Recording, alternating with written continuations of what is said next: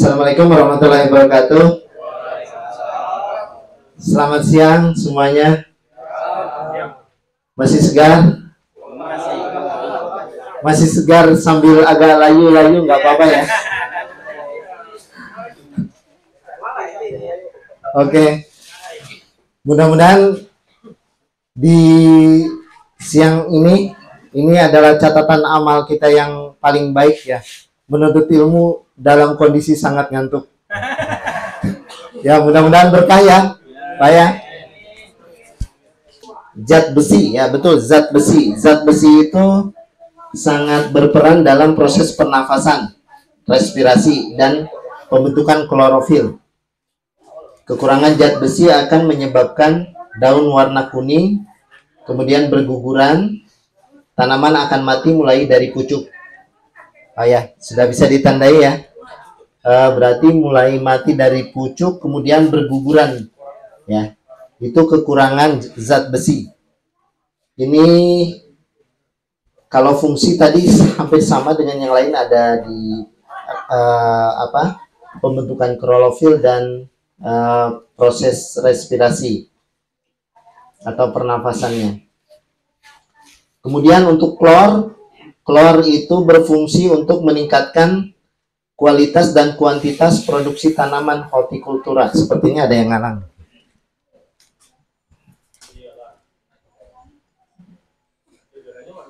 Ya.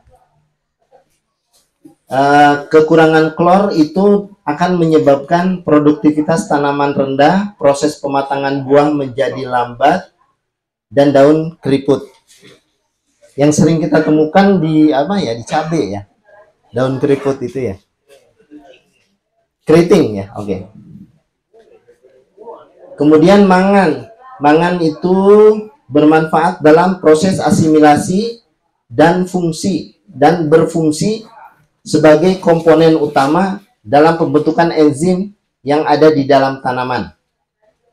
Kekurangan mangan dapat menyebabkan pertumbuhan tanaman menjadi kerdil, terutama tanaman hortikultura. Hortikultura apa? Sayur-sayuran ya, dan buah-buahan. Daun berwarna kekuningan atau merah, pembentukan biji tidak sempurna. Ya. Kemudian ini udah masuk omongan tadi mikro, klor juga mikro ya. Besi juga mikro ya, jangan lupa ya. Ya. Berarti dari besi tadi ini unsur mikro. Ingat, unsur mikro itu dibutuhkannya sedikit tapi harus ada ya. Kalau nggak ada, ini yang kekurangan-kekurangan ini akan menyebabkan beberapa gejala pada tanaman. Ya, apakah daunnya warna kuning atau cepat berguguran, busuk di pucuk ya. Kemudian pematangan buah kurang sempurna untuk klor. Kemudian untuk mangan itu daun warna kekuningan, pembentukan biji tidak sempurna ya untuk mangan. Kemudian untuk tembaga atau kuprum itu berperan untuk pembentukan klorofil sebagai komponen utama dalam pembentukan enzim. Kemudian kekurangan tembaga ini atau kuprum menyebabkan daun secara tidak merata ya, sering ditemukan layu atau klorosis. Klorosis itu daunnya pucat ya, memutih karena klorofilnya ya gule disebutnya, tetapi jaringannya tidak mati. Kemudian zinc atau seng berperan dalam pembentukan hormon pertumbuhan tanaman. Kekurangan seng menyebabkan daun berwarna kuning kemerah-merahan dan berlubang mengering, bahkan bisa mati. Boron itu berfungsi dalam membawa karbohidrat ke seluruh jaringan tanaman. Kemudian proses penyerapan kalium dan meningkatkan kualitas produksi sayuran dan buah-buahan. Jadi perannya itu juga bisa mendukung ketersediaan unsur mikro lainnya atau unsur makro lainnya, terutama di sini kalium ya. Jadi memperlancar penyerapan proses penyerapan tanaman terhadap unsur kalium. Ini fungsi boron. Kekurangan boron menyebabkan daun klorosis, ya, sama juga tadi pucat, ya. Setelah itu mengering dan mati. Pertumbuhan daun kerdil, kuncup mati dan berwarna hitam. Nah, sekarang molybdenum berfungsi untuk mengikat nitrogen bebas dari udara, pembentuk enzim pada bakteri akar tanaman, terutama leguminosa. Ya. Leguminosa itu kacang-kacangan, Bapak Ibu, ya. Kacang tanah, kacang panjang, kacang merah. Kalau di sini ada nggak? Kacang merah ada, ya. Itu berfungsi mengikat nitrogen bebas. Ya. Kekurangan molybdenum menyebabkan perubahan warna daun, daun mengerut dan mengering hingga mati. Ya. Nah, mungkin ini gambarannya. Yang tadi kekurangan zat-zat yang ada di apa? Zat-zat baik yang makro maupun mikro, ya. Kalau zat besi, daun muda dan menguning mengarah ke putih ini. Ini kekurangan zat besi. Ini kalsium, daun muda kerdil dan pertumbuhannya kurang sempurna, ya. Ya, berarti kalsium sama besi umumnya dapat terlihat di daun muda, ya, gejalanya. Kekurangan kalsium dan zat besi. Kalau di daun tua ini yang semua, ya. Kekurangan nitrogen, daun tua menguning dan kisut, ya. Kemudian daun muda hijau muda, maksudnya daun mudanya berwarna hijau muda. Kemudian mangan bintik-bintik dan berlubang, ini kekurangan mangan. Kemudian kekurangan kalium itu kuning pada ujung dan sisi daun, ya. Ini kuningnya tidak merata tapi di ujung dan sisi daun. Kemudian kekurangan magnesium itu tulangnya daun gelap, tulang ininya berwarna gelap dan daunnya menipis dibanding yang sehat, ya. Kemudian kekurangan fosfat itu daun mudah gugur dan berwarna tua, ya. Kemudian kekurangan gas CO2, daun kerdil dan daun mati. Ya, ada yang ditanyakan? Atau ada yang pengalaman terkait ini? Atau ada yang ingin apa? Saling sharing informasi terkait pemupukan? Belum? Belum, ya? Oke. Nah, ini kira-kira kalau dipisahkan antara jaringan daun muda dengan yang jaringan daun tua, ini yang di atas itu biasanya yang kalau dilihat ini mayoritas unsur mikro, ya. Jadi kalau unsur mikro bisa dilihat lebih cenderung gejalanya timbul di daun muda dan pucuk. Tapi kalau unsur makro ini biasanya di dahan bagian bawah. Nah, ini kira-kira gambar apa? Jelas nggak? Kurang jelas, ya? Kira-kira ada yang bisa cerita nggak?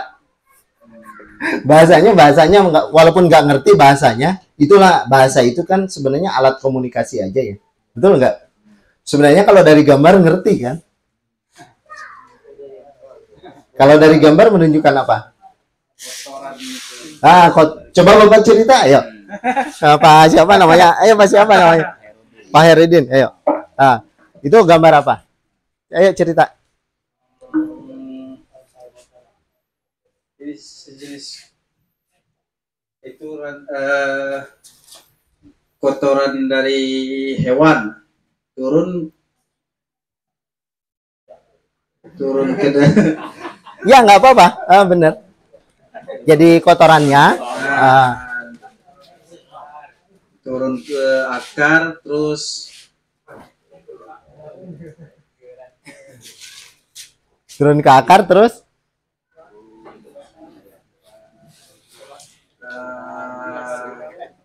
boleh dibantu Pak. Ayo dibantu. Enggak, jangan dilihat bahasanya Pak, dilihat gambarnya aja. Ini ceritanya tentang siklus nutrien. Siklus nutrien itu siklus makanan bagi tumbuhan. Ya. Ya, kalau kita lihat dari gambar itu kan ada pohon. Berdiri Pak, berdiri.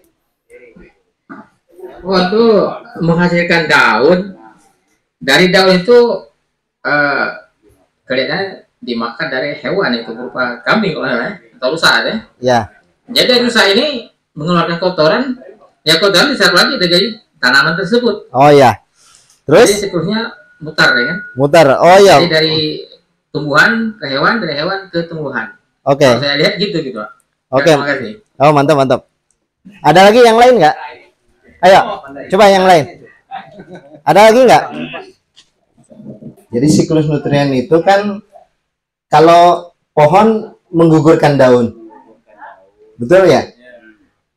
Menggugurkan daun itu dia juga selain daunnya dimakan hewan, juga terjadi pelapukan di sini ya.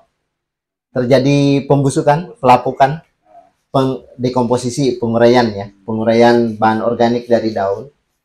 Ya, ini daun mati dan bagian lainnya dari tumbuhan, juga kotoran hewan, nanti itu akan didekomposisi. Didekomposisi itu diuraikan dari, kan sebenarnya daun dan kotoran hewan itu juga bahan organik, tapi bahan organiknya nggak bisa langsung diserap oleh tumbuhan. Nah, dia tuh harus didekomposisi dulu. Dekomposisi itu diuraikan oleh mikroba. Ya, mikroba itu yang jasad renik itu ya. Yang seperti bakteri sama jamur tadi. Jamur yang tidak kasat mata itu. Nah, dikomposisi menjadi bahan organik sederhana. Ya, menjadi unsur hara sederhana yang terjadi dari tadi apa unsur makro? Ada karbon, nitrogen, apalagi oksigen, hidrogen, apalagi fosfor, kemudian nitrogen, ya, kalium, ya. Nah, itu didekomposisi itu diuraikan menjadi komponen yang lebih sederhana, kemudian mudah untuk diserap lagi oleh tanaman. Ya. Jadi ini satu siklus sendiri. Nah, ada juga siklus yang lain itu dari pencucian batuan mineral. Pencucian batuan mineral juga dia mensuplai, menyediakan bahan yang mudah diserap oleh tanaman. Seperti apa? Kalsium. Kalsium asalnya dari apa? Dari batu gamping, dari kapur ya. Kan itu sumber kalsium. Ya betul nggak? Nah, jadi ini siklus nutrien ya. Nah, tentunya ada peran dari air ya. Kemudian ada peran juga dari dekomposer. Dekomposer itu yang bakteri sama jamur yang menguraikan bahan organik kompleks ya, itu menjadi sederhana. Itu intinya Pak. Bisa dipahami kan? Ya, oke. Kemudian ini kalau di hutan ya, di hutan kurang lebih juga hampir sama. Jadi ada tanaman yang mati ya. Kemudian ada pelapukan dicampur dengan ada batuan yang lapuk, itu menjadi bahan dasar untuk tumbuh tanaman baru. Ya, kemudian tanaman berkembang, mati lagi begitu.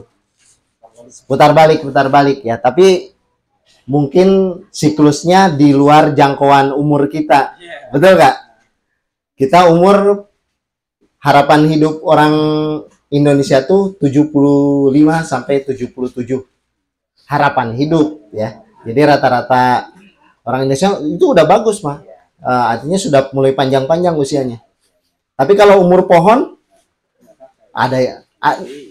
Kalau yang cepat berkembang seperti sengon itu 7-8 tahun udah ditebang ya. Jadi siklusnya bisa kita ikuti. Tapi kalau yang umur panjang seperti rasa mala, kemudian di sini puspa rasa mala ada. Ada ya, banyak ya. Saya lihat pucuk merah banyak, yang pucuknya merah itu puspa atau rasa mala? Rasa mala ya. Banyak ya? Banyak. Ya itu karena bisa umurnya panjang, seperti mahoni juga, mahoni umurnya panjang. Ya. Di sini udah ada yang umur tua mahoninya. Ada 30 tahun. Belum nyampe. Ya. Nah, itu bisa berumur panjang mahoni juga. Oh, 15 tahun. Nah, ada yang masuk ke siklus hidup kita, ada yang enggak gitu. Tapi kalau umumnya yang untuk kayu pertukangan kan memang harapannya 10 tahun udah dipanen gitu ya. Nah, kaitannya dengan unsur hara di hutan alam itulah begitu. Jadi kalau Bapak, nah ini kaitannya dengan Bapak dan Ibu yang mengembangkan agroforestry di lahan hutan. Kan sebenarnya kalau kawasan PS kan sebenarnya kawasan hutan gitu ya. Yang sebenarnya harus hutan. Tapi karena sudah ada kegiatan Bapak Ibu, makanya ada kebijakan di pemerintah sekarang supaya itu dikelola oleh masyarakat. Supaya diambil manfaatnya dari hutan itu secara langsung ya. Kalau secara tidak langsung kan ada oksigen dan seterusnya, itu kita rasakan tidak langsung. Tapi secara langsungnya dikelola secara agroforestry itu ya. Jadi ini siklusnya supaya dipahami bahwa kita di pembuatan pupuk bokasi itu kita mempercepat di sininya Pak, persediaan bahan dasarnya untuk tumbuh tanaman. Ya, kan sebenarnya ya bisa saja dengan suplai semua kimia ya, tapi kan pertimbangan kita secara lingkungan itu tidak bijaksana kalau semuanya itu. Karena tadi dikatakan bahwa selain unsur hara ada sifat fisik dan sifat biologis dari tanah yang kita harus perhatikan komponennya itu ya, komponen fisik dan komponen biologi ya, selain unsur hara saja ya. Jadi kalau dari kimia itu hanya unsur hara bahan dasar aja yang ini, tapi untuk struktur fisik dari tanah, kemudian dari jasad renik itu makhluk hidup yang kecil-kecil dalam tanah itu tidak terpenuhi dengan pupuk kimia begitu. Nah, kalau ini mungkin bisa kalau ini mungkin bisa ya, bisa diuraikan. Ada yang bisa menjelaskan? Siklus hara di alam. Ya. Kita mulai dari mana dulu ini? Pupuk kandang. Boleh dari pupuk kandang. Dari jagung dulu. Boleh dari jagung. Misalnya dari jagung dulu ya. Nanti yang lain mulai dari tempat lainnya. Dari jagung dijual ke pasar. Kemudian ada residunya. Residu tanaman itu apa? Sisa-sisa yang tidak dipakai. Mungkin di sini bonggolnya, mungkin di sini daun keringnya ya. Kemudian akarnya. Nah, ini juga bisa sebagai sumber bahan organik ya. Nah, ini juga menjadi residunya ini menjadi bahan organik. Jadi kalau di sini Bapak Ibu tanam apa yang biasa ditanam di kebun ditanam di lahan agroforestry-nya? Apa? Selain singkong. Singkong aja ya? Apa? Campur-campur, apa lagi? Enggak. Jagung. Umum sih jagung. Umum jagung ya. Jagung sama singkong. Oh, jagung sama singkong ya. Kalau singkong kayaknya nggak ada residunya ya. Nggak ada residu ya. semuanya kita makan. Akan menjadi. Ya umbinya, ya kulit umbinya kalau di kami dibikin keripik, nggak dibuang. Jadi kulitnya itu dijemur lagi, dikasih garam, bumbu, itu jadi keripik lagi. Kalau di kami nggak ada yang, kalau dari singkong semuanya dimakan, nggak ada yang kebuang, termasuk pucuknya ya, pucuknya untuk sayur. Tapi kalau jagung mungkin residunya ini ya, sisanya itu menjadi sumber bahan organik ya. Kemudian ini juga bisa menjadi penyedia hara kalau di alam ya. Nah, ini kalau dalam tanah juga ada mineral lainnya dari cucian batuan. Ini bisa menjadi sumber serapan hara juga bagi tanaman. Nah, jagung juga sementara ini kan dimakan oleh ternak ya. Nah, ternak juga dari kohenya, dari kotorannya bisa kita jadikan sebagai suplai bahan organik lagi. Jadi kira-kira memang kalau dilihat dari siklusnya, itu kita bisa manfaatkan semuanya ya, tanpa ada yang harus dibuang. Jadi kalau misalnya kita sudah tahu begini, nah saya mau tanya, di sini yang paling banyak bersisa dari bahan organiknya apa? Nah, itu pertanyaan yang harus Bapak jawab dari kegiatan Bapak dan Ibu di lahan agroforestry-nya. Apa saja? Misalnya yang bersisa, daun-daun kering aja. Rumput bersisa. Ya, rumput juga bisa. Rumput kita gunakan. Nah, rumput yang hijau itu kandungan nitrogennya tinggi. Ya, itu bisa dijadikan bokasi nanti. Ya, rumput, apalagi? Tapi memang kalau alang-alang ya, kalau alang-alang tadi ada Bapak yang tanya, alang-alang. Kalau alang-alang kan lihat juga ya. Berarti kalau lihat itu mesti kita cacahnya lebih halus. Karena memang alang-alang kalau di sini nggak ada ya. Banyak ya. Ya. Alang-alang semua malah. Oke. Ya, penjaga kebun. Iya, kampungan. Nah, sebenarnya itu seperti kalau ini Bapak dan Ibu pernah, kalau di sini ubi nggak tanam, atau saya lihat ada coklat juga, perkebunan coklat di sini nggak ada. Sawit banyak ya. Terus tandan kosongnya itu juga nggak di ini ya. Oh, jadi kompos, itu jadi kompos juga ya, dibakar.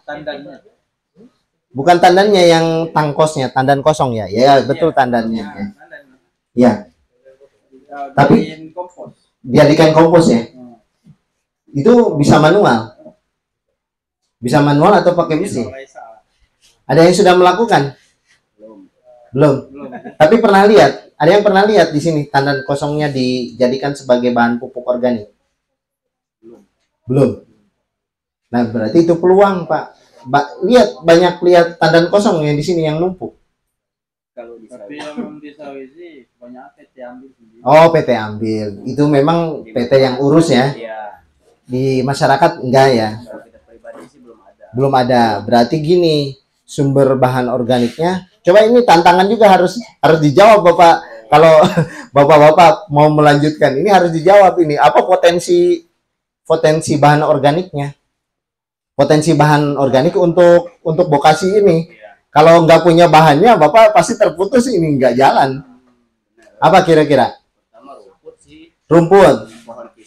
Pohon pisang boleh ya. Apalagi? Alang-alang ya. Oke. Bisa.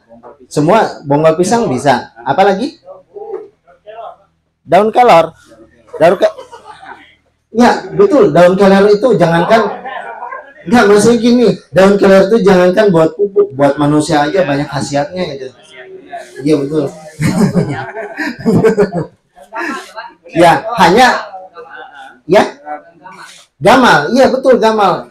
Nah, gamal juga itu kan buat pakan ternak, buat gamal juga buat arang. Arang di sini Bapak ini dari gamal bukan?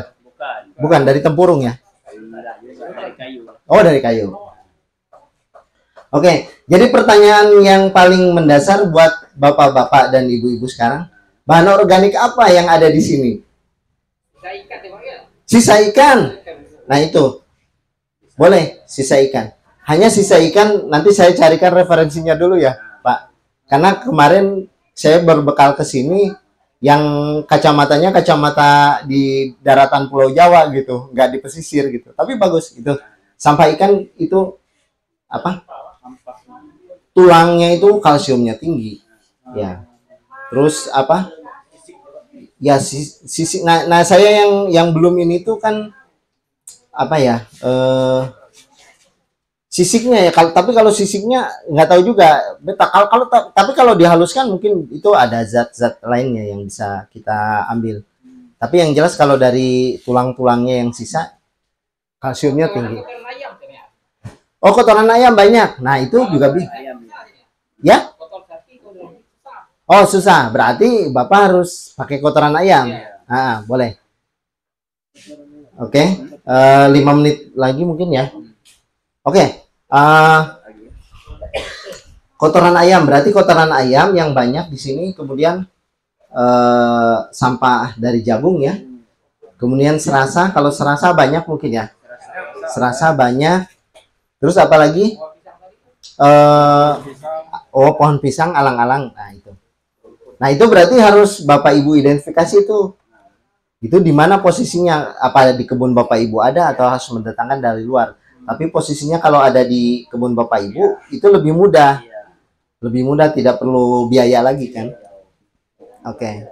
Nah itu sudah terjawab ya. Berarti potensi di Bapak Ibu mungkin kotorannya lebih banyak ke kotoran ayam.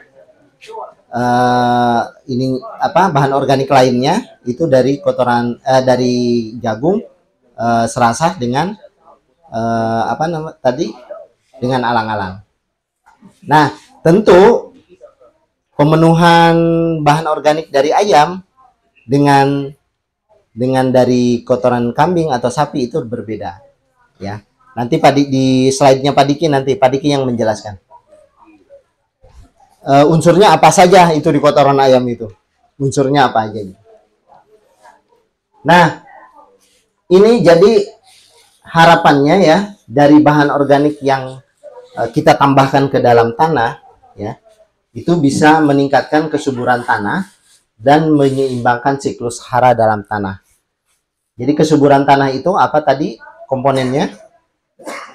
Fisik, kimia, biologi. Ya, fisik itu kaitannya dengan struktur tanah ya.